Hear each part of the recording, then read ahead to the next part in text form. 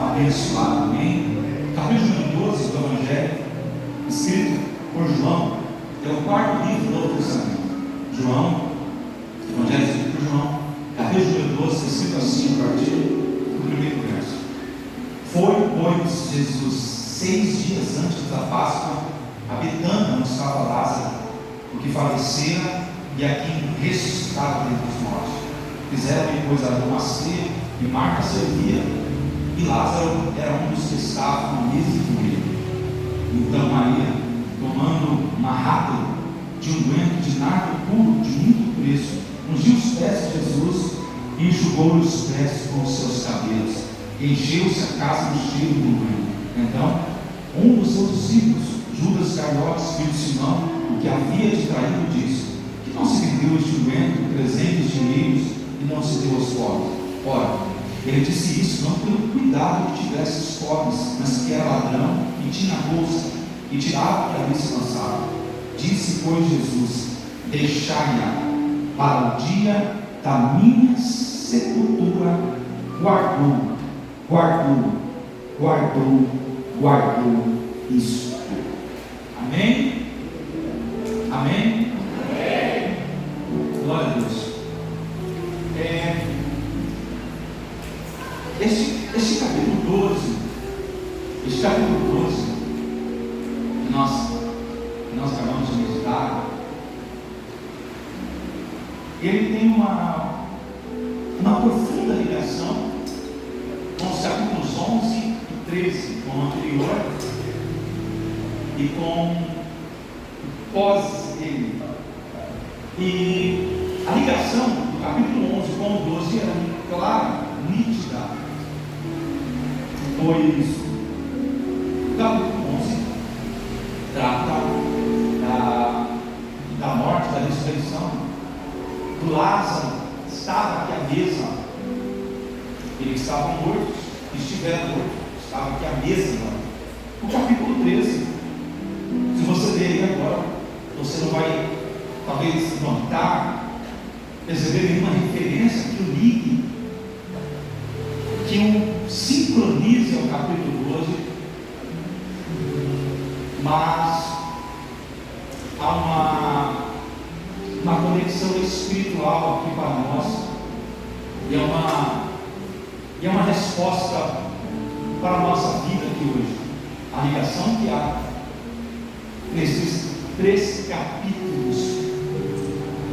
Quando eu leio o Evangelho escrito por João, uma das coisas que eu noto e eu percebo é que a maioria dos capítulos que compõem, os 21 capítulos que compõem o Evangelho que ele escreve, é que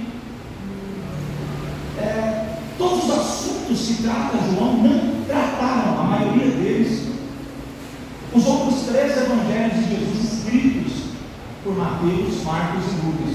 Mateus, Marcos e Lucas, eu acho que você deve ouvir falar. Eles são chamados de evangelhos sinóticos, que vem da palavra sinônimo, significa a mesma linguagem. Porque você lê Mateus e começa a ler Marcos, você começa a repetir os textos, lê novamente aquilo que Mateus falou. Marcos vai contar com outras palavras, com uma outra visão em alguns dos casos. Quando você chegar em Lucas, parece que você ainda não saiu de Mateus, porque você vai rever o cego de Jericó algumas vezes, a mulher com fluxo de sangue, algumas dessas histórias que se repetem tanto naqueles evangelhos. Mas quando você chega em João, eu carinhosamente chamo o Evangelho de João como um evangelho inédito. Não nem tão teológico. Eu chamo João assim porque o capítulo 1 de João, ele faz um paralelo com Gênesis 1, lá no princípio, e na verdade ele traz uma revelação, e ele diz que a palavra que Deus dizia no Gênesis 1, haja, ele interpreta ela dizendo que era o próprio Filho de Deus, porque ele diz: nada do que foi feito se fez senão por ele, o Verbo. Então, todas as vezes que Deus dizia em Gênesis 1, haja, e as coisas haviam, ele estava falando com o seu Filho. E ele ia criando as coisas. Somente João conta isso. O capítulo 2, o primeiro milagre de Jesus, os princípios são sinais, a festa do casamento em Caná da Galileia, só está no Evangelho de João. O capítulo 3, a visita de Nicodemos pela madrugada, só João que conta. O capítulo 4, aquela mulher samaritana na beira do poço de Jacó, novamente só João. O capítulo 5, o paralítico de Betesda, que vai ser há 38 anos, na beira daquele tanque, só João conta. O capítulo 6, a multiplicação dos pães, a multiplicação dos pães, eu já vi em outros evangelhos. Mas a pregação de Jesus, o discurso que ele faz após multiplicar os pães, dizendo para aquela multidão: eu sei que vocês estão aqui porque eu dei pão e peixe para vocês, mas eu sou o convite que desceu do céu. Se vocês se alimentarem de mim, vocês terão vida eterna. Muita gente começou a ir embora quando Jesus disse isso. Os discípulos, preocupados com a perda do público, repreenderam a Jesus dizendo: mestre, o senhor não percebe que a tua pregação está mandando gente embora? Jesus olhou para eles e disse: não quer fazer as malas por isso também? Só João conta isso. O capítulo 7, a festa da Páscoa, quando Jesus diz no verso 39, que quem tem sede pode vir a ele beber, e quando diz a Escritura, fluirão rios de águas vivas do seu interior. Só João escreve de novo. Capítulo 8, aquela mulher surpreendida em adultério, Jesus escrevendo na terra, nos explicando ela, só João. Capítulo 9, servo de nascença, só João. Capítulo 10, bom pastor, só João. Capítulo 11, ressurreição de Lázaro, só João. O capítulo 12, o texto que nós vemos Maria oferecendo o doente. Aí você diz: não, essa mulher oferecendo o doente, eu também já vi um outro texto, é outra mulher. Maria, a irmã de Lázaro, irmã de Marta, somente João escreve. O capítulo 13, já nós iremos falar da ligação que ele tem com o capítulo 12. Jesus lavando os pés dos discípulos, só João escreve de novo. O capítulo 14, ele sempre para os discípulos: não fiquem perturbados, depressivos, angustiados, porque eu vou, mas eu volto. Não se curve o vosso coração. Creiam em Deus, mas creiam também em mim. Eu vou preparar lugar para vocês, para onde eu vou ter muita morada. Eu sou o caminho, a verdade, a vida. Só João escreve. O capítulo 15, falando que ele é a videira verdadeira, e nós sem ele não podemos fazer nada. Só João novamente. O capítulo 16, os conceitos sacerdotais, capítulo 17, aquela linda oração final pelos discípulos, onde ele olha para os discípulos e diz assim: Pai, eu não peço que os tire do mundo, mas que os livre do maligno. No verso 17, mesmo capítulo, ele diz: Pai, santifica-os na verdade, a tua palavra é a verdade. Só João também escreve, apenas nos capítulos 18, 19, 20 e 21, que ele vai narrar aquilo que todos os outros narram, que é a sua perseguição, a sua prisão, morte e ressurreição, porque esta é uma mensagem universal de qualquer pregador. Mas embora João conte a crucificação como os outros contaram, até o modo dele contar e os fatos que ele apresenta também diferem. O capítulo 21, por exemplo, na sua ressurreição, é só ele que vai falar que Maria achou que ele fosse um jardineiro. Isso é interessante, porque quando ele ressuscita, a Bíblia diz que as mulheres tinham ido ao sepulcro. Lucas 23, 53. As mulheres foram ao sepulcro levando aroma, levando um vinho, para embalsamar o corpo dele. Mas quando chegaram lá, eles já tinham removido a pedra, colocado na macacão, uma camiseta branca, pegado um tesourão e estavam podando as árvores. Maria chegou e falou: você é o jardineiro, né? Se foi você que roubou o corpo, me avisa. Ele falou: Maria, ela reconheceu a voz dele e falou: Rabone, o meu mestre. Por que ela confunde ele como um jardineiro? E você sabe que o apóstolo Paulo chama Jesus de um segundo Adão. O primeiro Adão, onde que ele caiu? O que o primeiro Adão fazia? O que o primeiro Adão era? O primeiro Adão cai no Éden. O segundo Adão volta no jardim, como o jardineiro da restauração. O jardineiro que vai trazer de volta para nós o caminho da árvore da vida. O jardineiro que vai restaurar todas as coisas. Porque se por Adão, o primeiro homem, entrou o pecado no mundo, por Cristo todos nós somos justificados. Capítulo 12, o texto que nós lemos, só está em João. Como eu disse, você vai encontrar uma outra mulher na casa de Simão Leproso, também derramando perfume, também ligando com seus cabelos, mas é outra mulher. Esta Maria, a irmã de Marta, a irmã de Lázaro. Isso, capítulo 12, inédito, não está em isso. Aí você vê João escrever tantas coisas novas, tantas coisas que nem como escreveu. Você vai para a irmã e diz assim: nossa, João contou tudo que ele sabia, ele enumerou todas as suas memórias, que ele tinha visto, e falou: vou compilar tudo. Mas na verdade, o último versículo do Evangelho que ele escreve, no capítulo 21, o último, ele termina o livro, ele vai dar um ponto final do Evangelho, dizendo assim: se eu fosse contar tudo aquilo que vi e ouvi oculto, eu acredito que nem o mundo inteiro caberia de tantos livros que eu teria que escrever.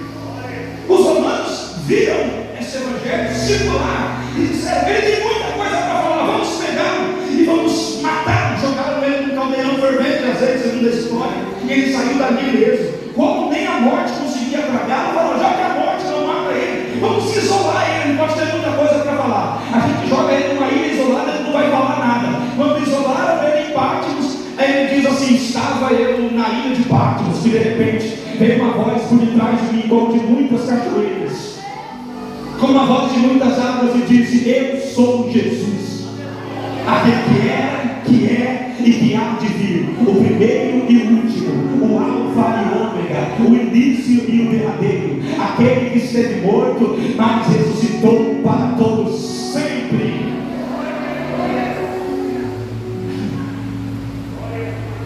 A história de João revela que tudo aquilo que Deus colocou dentro de você, Ele não vai deixar que você guarda sem que Ele arranque tudo isso dentro de você e exponha para o mundo. Há um homem na Bíblia, talvez você já tenha ouvido falar, o nome dele é Moisés. Quem já ouviu falar de Moisés? Alguém que já ouviu falar de Moisés? A palavra Moisés significa tirado. Ele ganha esse nome pela princesa do faraó, a filha do faraó, a princesa do Egito. Quando ela resgata ele das águas, ela entrega ao Ababá, que porventura era sua mãe, sem que ela soubesse. Depois que a babá devolve o menino, já grande, o texto diz que ela dá o nome chamado de Moisés, dizendo: porque das águas eu o tirei. Então o nome Moisés significa tirado. A vida de João, a história de Moisés, elas nos dão um recado: que tudo aquilo que Deus plantou dentro de você, você não parte, você não morre, sem que Ele arranque tudo isso e mostre para o mundo. Eu acho que eu estou pegando umas 5, 6 pessoas aqui nessa noite, é isso? É claro que não. Tudo aquilo que Deus colocou dentro de você não morre com você, sem que antes Deus arranque e coloque isso para fora. Quando o apóstolo Paulo está próximo da sua morte, antes dele escrever, minutos antes de escrever, ele acabou a carreira, ele diz assim: eu já estou sendo oferecido como um sacrifício de libação. E a partir daquela próxima, o que é o sacrifício de libação? Ele vestia uma taça de vinho como essa, durante o culto judaico, na medida que o culto ia passando, eles iam derramando aquela taça, na medida que quando o culto acabava, aquela taça teria que estar vazia. Que Paulo estava dizendo: eu estou indo, mas eu não estou deixando nada. Tudo que Deus colocou dentro de mim está escrito em cada página, em cada vírgula. É por isso que ele se irritou quando algumas pessoas começaram a se levantar e pregar um outro evangelho. Aí Gálatas 1:9 ele falou: se vier alguém e pregar qualquer coisa acima disso que eu tenho pregado para vocês, amaldiçoe. Pode aparecer um anjo do céu, amaldiçoe, não ouça ele. Se ele vier discordar de tudo aquilo, porque eu tenho escrevido a vocês, foi o que eu recebi do Senhor, como também vos ensinei. Vocês estão aqui nessa noite? Falta 45 minutos para você se aliviar e dizer: Jesus, eu venci esse propósito, eu estou te entregando essa oferta, receba ela como um cheiro suave. Há uma ligação profunda do capítulo 12 com 11 e com 13. Com 11 há uma evidência muito clara. Lázaro, o sabor, na verdade, ele não inicia o capítulo 11 morto, ele está apenas enfermo. Jesus estava próximo de Jerusalém quando as suas irmãs Marta e Maria mandaram um mensageiro até Jesus encontrar com ele e avisar que Lázaro estava terrivelmente doente.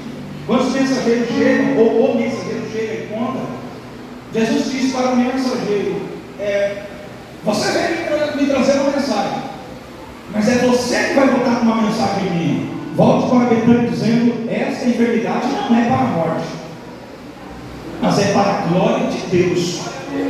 Assim que o mensageiro vira as costas e vai, o texto diz: demorou Jesus mais 2 dias ali. Virou para os discípulos e disse assim: Lázaro está dormindo, a gente vai lá despertá-lo do sono. Mas os discípulos falaram: se ele está dormindo, logo ele acorda. Jesus disse abertamente: Lázaro está morto. Então esse texto é muito claro que Jesus não precisa que ninguém avise nada para ele, ele já sabe de todas as coisas. O salmista diz: antes que eu falasse, tu já conhecia tudo que estava nos meus lábios. O mensageiro vem dizer para Jesus: Lázaro está doente. Mas a mensagem do mensageiro, na medida que ele sai de Betânia e vai encontrar com Jesus nos arredores de Jerusalém, cerca de 3 quilômetros, não é tão distante assim. Para quem estava de camelo, talvez fosse um pouco. Mas na medida que o mensageiro sai da aldeia de Betânia e vai até Jerusalém, nesse inteirinho, neste caminho, Lázaro morre. Então a mensagem do mensageiro está desatualizada, porque ele saiu de Betânia com a notícia: está doente. Jesus olhou assim e falou: não, já está morto.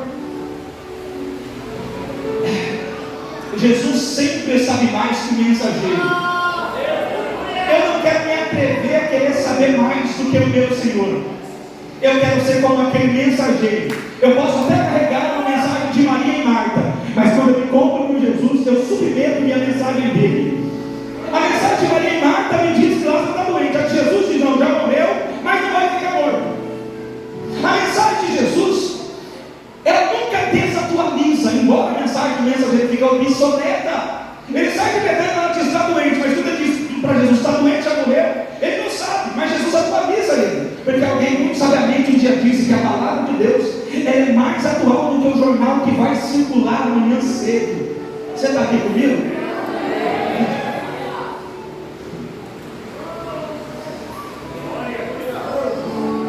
Ele volta para Betânia com a seguinte notícia: a enfermidade não é para a morte, para a glória. Mas quando ele entrega essa mensagem às irmãs do agora morto Lázaro, elas dizem: como que é? A enfermidade não é para a morte. Mas quem te disse isso? Porventura vocês não me enviaram até o mestre? Eu falei com ele.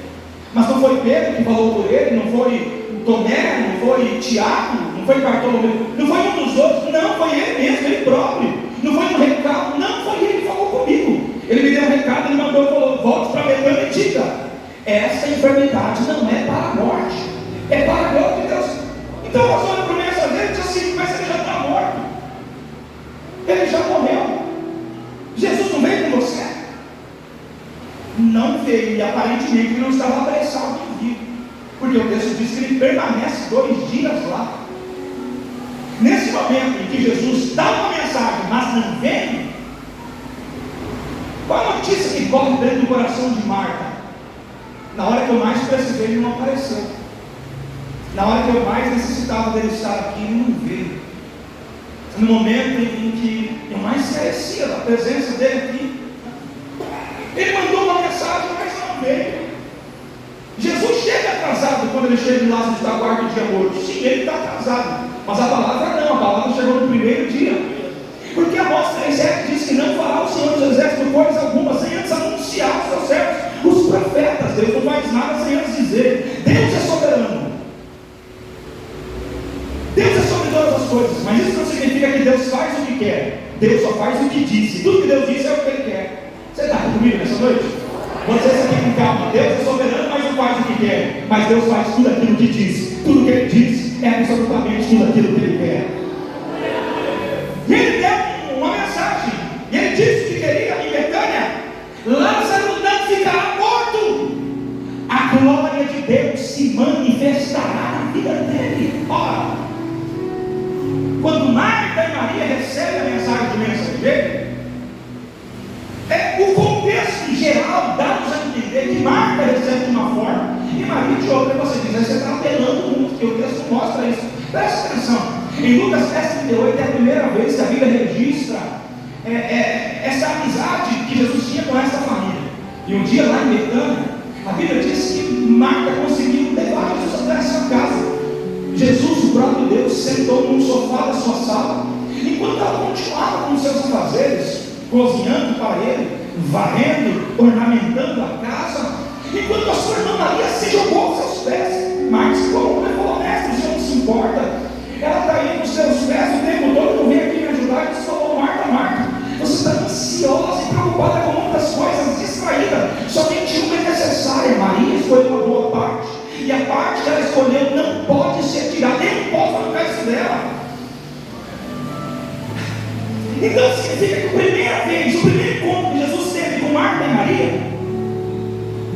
Maria recebeu uma parte boa, e Jesus garantiu que aquilo que Maria recebeu nos pés dele não seria arrancado. Então, quando o mensageiro Josimar chega e diz: a enfermidade não é para a morte. Maria ficou 1, 2, 3 horas, talvez 12, como você aqui nessa noite. Eu não sei quantas horas Maria ficou aos pés dele, mas ela ficou tempo suficiente para saber que tudo aquilo que ele diz, ele não volta atrás. Então, quando o mensageiro diz: essa enfermidade não é para a morte, Maria disse: se não é para a morte, foi Jesus que disse. Se foi ele quem falou, eu estive no pé dele, e o tempo que eu estive no pé dele, eu recebi algo. E aquilo que eu recebi na presença dele, ninguém consegue arrancar de dentro de mim. Marta olha para sua irmã e diz: pode morrer, enterra logo. Eles respeitam o corpo do nosso irmão. Nós estávamos esperando ele aqui chegar até agora, ele não vem. Porque se Jesus viesse presencialmente, todo mundo creria, porque eles viram tantos e tantos sinais. Mas você lembra quando Jesus repreendeu a Tomé, dizendo: Tomé, você não precisa me ver, você precisa acreditar nas palavras que eu te dou.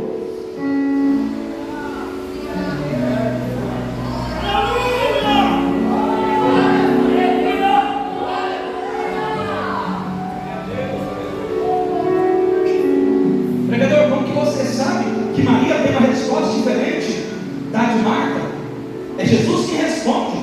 No texto que nós lemos, no capítulo 12, respondendo a Judas, quando Judas tenta interromper o derramar do perfume, o derramar daquele coração, a entrega daquela mulher quebrantada, Jesus falou: opa, deixa ela, não toque nela, não fale dela. O que ela está derramando, ela guardou isso aqui para mim.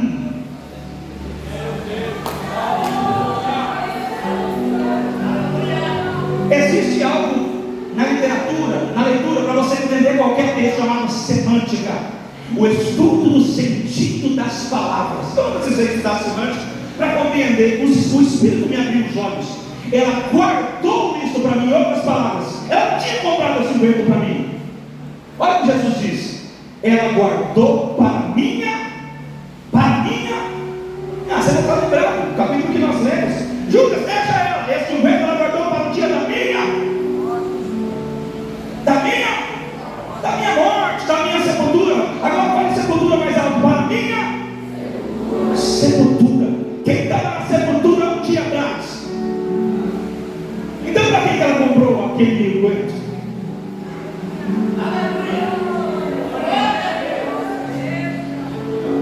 O perfume era para você embalsamar o corpo do morto, para você poder fazer um funeral digno, claro. Até hoje, com outras técnicas, outras químicas, nós fazemos da mesma forma, para que a família possa se reunir, dar-se um banho no corpo do defunto, e o perfume, enfim, e eles faziam todo esse processo, enfaixavam e colocavam um unguento precioso, caríssimos, para que justamente a essência ficasse no corpo, e não exalasse o cheiro da morte. Tem alguém aqui ainda?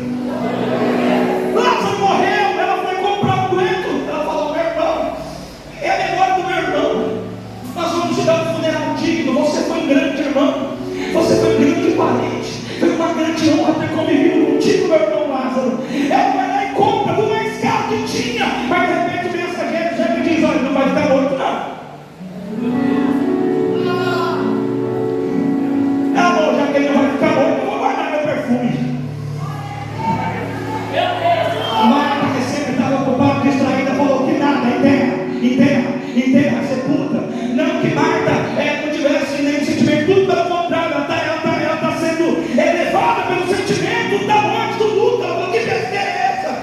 Vamos parar de ficar se alimentando dessas fantasias, enterra logo. Quando Jesus chega 4 dias depois, ele vai direto para a casa das mulheres, mas a Bíblia diz que antes que ele chegue na aldeia, Marta fica sabendo que ele está chegando e vai por recepciona. 4 dias depois, o mensageiro falou com ele, demorou mais 2 dias, antes de ir para Betânia, ele falou para os discípulos: vamos dar uma passada na Judéia. Você está doido, Jesus? Na Judéia eles estavam querendo te matar. Não, vamos dar uma passada na Judéia, depois a gente vai para Betânia. Ele chega em Betânia, já fazem 4 dias. Quem que nunca ouviu a expressão Deus não demora? Eu não sei que Bíblia que você está lendo. Toda a história de todos os homens de Deus demorou na vida de todos, mas tem uma coisa: Deus demora, mas Deus cumpre. Deus demora, mas Ele faz. Não, eu já li o verso, espera, morre do Senhor, Ele não tardará assim. Depois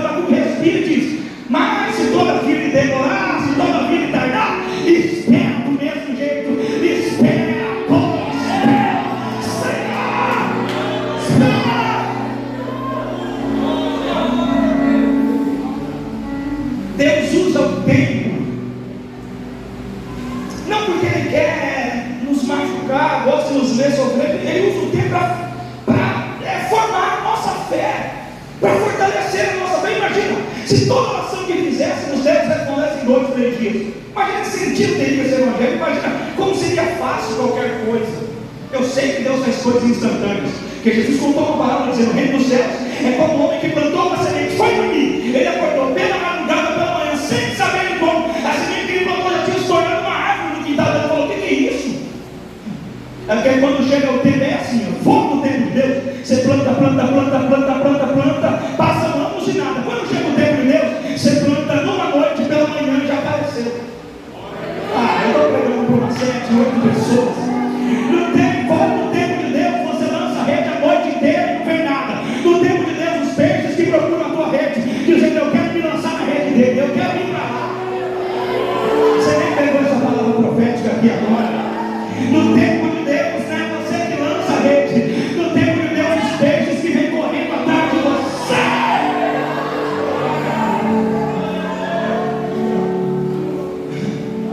Marta olha para ele e diz assim: se o Senhor estivesse aqui, você sabe, né? Ele não teria morrido.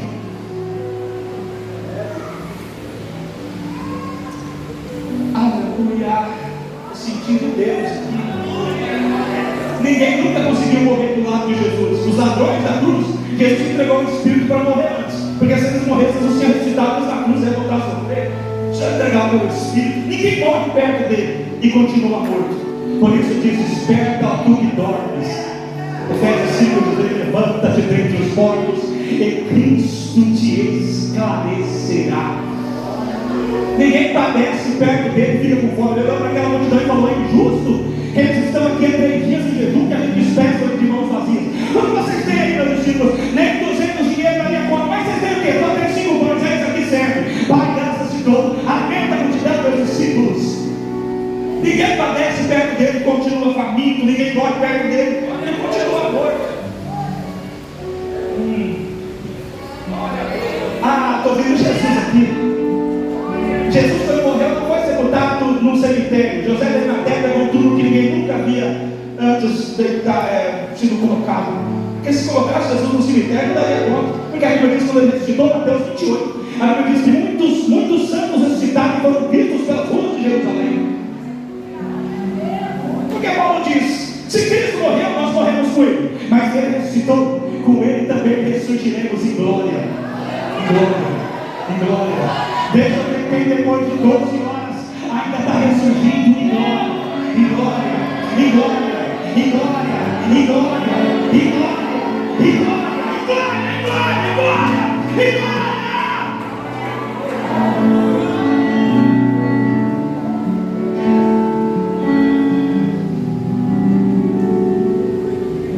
Se eu tivesse aqui, eu teria morrido. É óbvio, Marta, mas eu não te tenho dito que se creres, verás a glória de Deus. Espera aí. Quando que Jesus disse isso para Marta? Primeiro, ele estava inventando. Quando ele disse para Marta: se creres, verás a glória de Deus? Quando ele viu o mensageiro. É que às vezes para a gente ele só está falando quando é um som, uma visão, uma revelação, uma profecia. Quando o mensageiro está falando, é ele próprio. Eu não te disse, Marta ficou pensando: quando o Senhor me disse isso? Quando ele viu o mensageiro dizendo que a enfermidade não é para a morte, eu vim para revelar a glória de Deus. Me leva até o sepulcro. Não vamos te levar lá. Por que você não vai me levar lá? Porque ele está cheirando mal. É claro, me balsamou.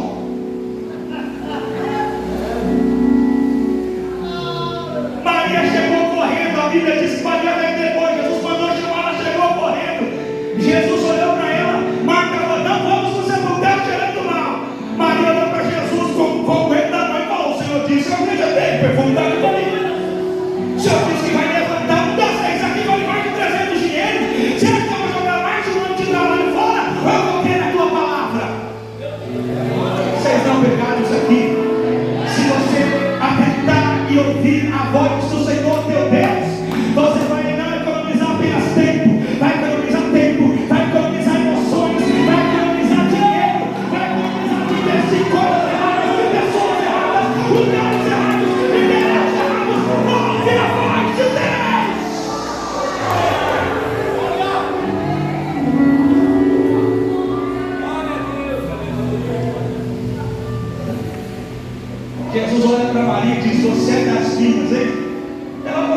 Eu digo dos teus pés, o Senhor falou que ia ser arrancado. Desde aquele dia, tudo que o Senhor fala, ninguém arranca. O diabo é sujo, astuto. O diabo é tudo de ruim, sim ou não? Se não tiver alguém que concorda, por favor, se retire. O diabo é tudo que não presta. Tudo que o diabo quer é roubar a semente, é roubar a palavra, é roubar a profecia, é roubar o que Deus está falando contigo, é roubar as diretrizes, é roubar as revelações, é roubar todo o discernimento que está vindo do altar, toda a direção profética que está vindo do altar. Tudo que o diabo quer é roubar a semente que está sendo lançada. Só que tem uma coisa: Jesus disse para Maria: você escolheu a boa parte. A boa parte não pode ser arrancada. Porém, Jesus contou uma parábola. A parábola do semeador, Mateus capítulo 3, saiu do semeador a semear. Você conhece qual é o diabo? A primeira parte da semente caiu à beira do caminho, vieram as aves dos céus e comeram. A segunda caiu nos pedregais, não tinha raiz, que desceu rápido, mas quando não tinha raiz, logo morreu, quando o sol nasceu. A terceira nos espinhos, cresceu, os espinhos sufocaram e morreu também. A quarta caiu na boa terra, e essa produziu 30, 60 e até 100 por um. Você está falando, você explica essa parábola, a gente entendeu. Olha, a semente caiu à beira do caminho. E vieram as aves dos céus que roubaram. É aquela pessoa que ouvindo a palavra do reino e não entendendo, pela segunda vez, e não entendendo, pela terceira vez, e não entendendo, vem o maligno e arrebata. Então o diabo só arrebata, só arranca, só leva, só tira a palavra de quem não está prestando atenção, de quem não entende, de quem não compreende. Se você compreendeu o que Deus está falando, não há diabo nesse mundo. Você não pegou isso. Você não pegou isso. Quando o mensageiro falou, não é para nós, é para a glória de Deus. A ave desceu no coração de Marta e falou, sepulta. A ave desceu no coração de Marta e falou, não acredita nisso. Isso é ilusão, isso é mentira, isso é fantasia. Isso só vai aumentar a tua dor. Porque imagina, você está com um parente, um irmão, alguém chegando que mora contigo morto. E alguém fala para você, vai ressuscitar. E se você acreditar em algo que não foi Deus que disse, isso vai te servir muito mais para frente. É alimentar uma falsa esperança. Você vai ficar cada vez pior. Só que Maria falou, não estou me alimentando com uma falsa esperança. A semente caiu na boa terra.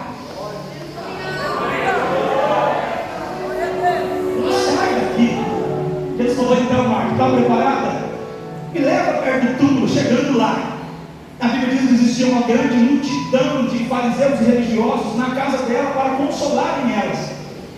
Aqueles fariseus que estavam consolando, imagina como eles consolavam Marta e Maria. Eu acredito que o consolo era sincero. E o fato de ter uma multidão, a Bíblia diz que uma multidão de fariseus e de homens que estavam lá consolando ela. O fato de ter uma multidão mostra a importância, talvez a fama, a importância que eles tinham naquela região. Agora imagina, os fariseus eram inimigos número 1 de Jesus, sim ou não? Então imagina, eles consolavam com sinceridade. Talvez alguns ali conheciam a Lázaro, conviveram com ele, cresceram juntos, estudaram na mesma sala, empinaram pipa, levantaram-se na adolescência, casaram. Imagina que muitos ali chegaram a uma vida corriqueira com Lázaro, e lembravam das histórias, e no meio do luto algumas pessoas lembravam algumas histórias engraçadas, davam risadas, de repente o choro voltava, os soluços voltavam, alguém tentava disfarçar, contava novamente alguma coisa, mas só dizendo, não se esqueça, eles eram inimigos número 1 de Jesus. Então a oportunidade que eles tinham, mesmo que suavemente eles ele não veio, né? O Cristo não veio, né? Aquele que disse que é o filho de Davi, que veio restaurar todas as coisas, vivia na sua casa aqui, né? Mas na hora do aperto desapareceu. E ouvimos falar que ele foi para a Judeia ainda. Ah, mas meus pêsames. Mas aquele fundo religioso lá ali, uma multidão de fariseus e religiosos na casa de Lázaro. Lázaro que não era da sinagoga, que coisa estranha. No fundo, um papel religioso para tirar Jesus de cena. Então, quando Jesus chega no quarto dia, quem Jesus é em Betânia? Um falso amigo, que fala e não cumpre, mentiroso, falso profeta, Cristo coisa nenhuma, disse que não ia morrer e está morto, disse que estaria conosco todas as horas, em todos os momentos, e no pior de todos não veio. Como que Jesus chega em Betânia, no quarto dia, como mentiroso? Como alguém que fala e não cumpre o que disse?